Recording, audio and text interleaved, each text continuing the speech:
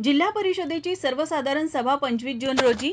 निधी वाटपाचा निर्णयही लवकरच. चलो दसरा चौक, चलो दसरा चौक. गरज नसलेला शक्तीपीठ महामार्ग रद्द करण्यासाठी शक्तीपीठ महामार्ग विरोधी संघर्ष समितीच्या वतीने सर्वपक्षीय विराट मोर्चा.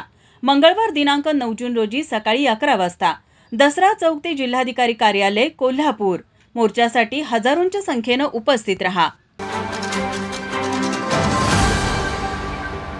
कोल्हापूर जिल्हा परिषदेची महत्त्वपूर्ण असणारी सर्वसाधारण सभा गुरुवारी 25 जून रोजी घेण्यात येणार असून त्याआधी मंगळवारी 23 जून रोजी स्थायी समितीची सभा घेतली आहे.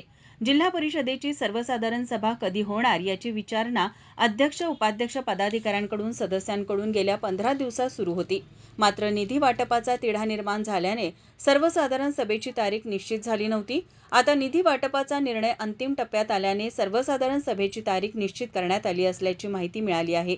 निधी वाटपाबाबत गेल्या 15 दिवसापासून बैठकांवर बैठका सुरू होत्या. विरोधी सदस्यांनी समान निधी वाटपाचा मुद्दा लावून धरला असल्याने निधीबाबत ठोस निर्णय अद्याप झालेला नाही.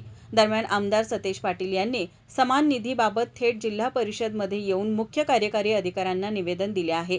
निधी वाटपाचा मुद्दा चांगलाच चर्चेचा ठरला आहे.